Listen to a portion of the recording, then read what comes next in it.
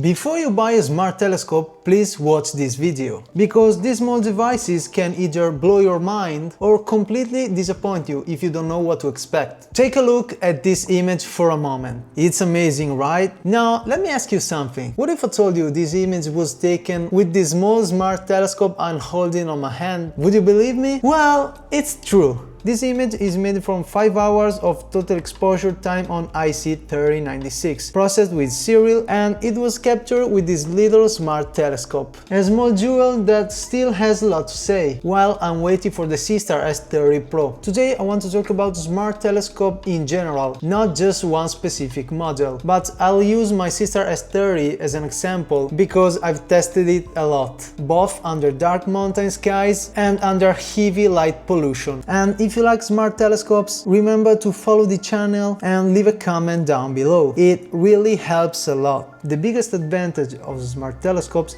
is that they let you enter astrophotography without knowing anything about photography. You don't need experience, you don't need technical knowledge, and you don't need complex equipment. You turn it on, open the app on your smartphone, and you're already imaging the night sky. Even as a complete beginner, you start understanding very quickly how astrophotography works, because everything is visual and immediate. You see the object, you see the stack growing, and you learn what improves the image and what doesn't. Most smart telescopes can be used in two main modes: Alt-azimuth mode and Equatorial mode. In Alt-azimuth mode, you simply place the telescope on its original tripod. The telescope does everything by itself: plate solving, pointing, and tracking. You open the app, tap on the list of the best objects visible tonight, and the telescope automatically points to them. Exposure times are usually short, just a few seconds up to 10, because of field rotation, but for beginners this is more than enough. Things become much more interesting in Equatorial mode. Using a simple tripod and a ball head, you tilt the telescope according to your latitude.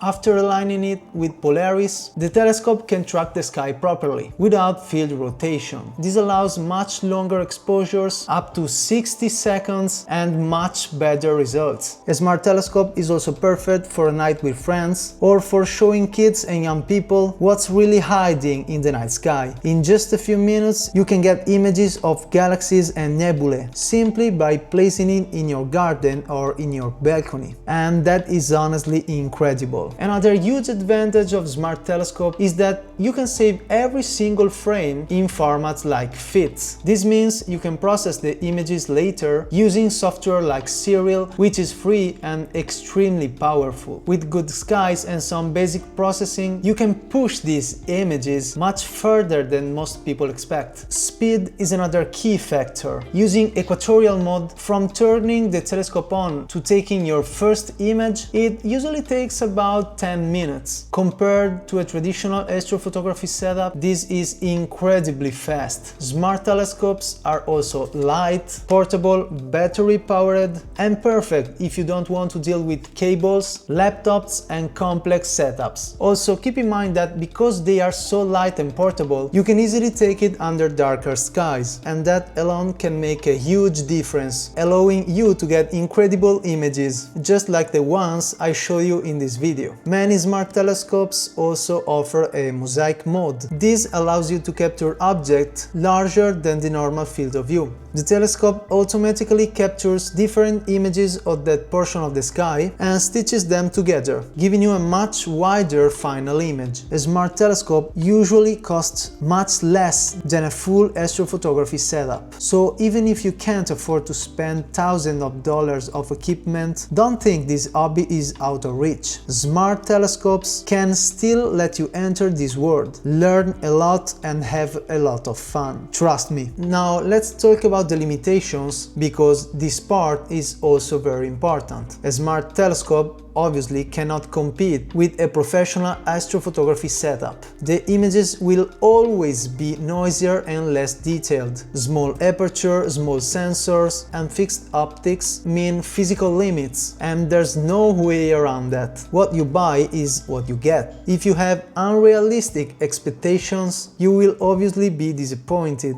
Another downside of these instruments is that you can't do real-time visual observing through an eyepiece piece, like with traditional telescopes. The live view is only available on your phone screen and the image quality is obviously low and extremely noisy. Another important thing to remember is that smart telescopes are not made for observing planets. Planets are simply too small. Even the smart telescope with the narrowest field of view, the Seestar S50, is still not designed for planetary observing, without even mentioning much more expensive instruments like the Vespera. With the S50 you can get the sun and the moon filling the screen, which is great, but you have to understand that the planets are way smaller than the moon and the sun. So when you point a smart telescope at planets, they will look like dots. So don't expect to see clearly Jupiter with its moon, for example. That is completely out of reach for this kind of instruments. On the other hand, the moon, the sun and large nebulae are absolutely within reach. The AI noise reduction inside the app is honestly incredible, and sometimes it does an amazing job. But if you really want to improve, learning basic post-processing is still important. Many traditional astrophotographers don't like smart telescopes, and I think that's a mistake. Smart telescopes are not competitors to professional setups. They are gateways. They make astrophotography accessible, affordable and fun, and they allow many people to enter this world for the first time. One last thing, and this is crucial: the sky makes a huge difference. Under dark skies, a smart telescope can produce surprisingly good images. Under heavy light pollution, the same telescope will struggle. So which smart telescope should you choose? If you are a completely beginner and you're not sure this hobby is for you, I strongly recommend the Seestar S30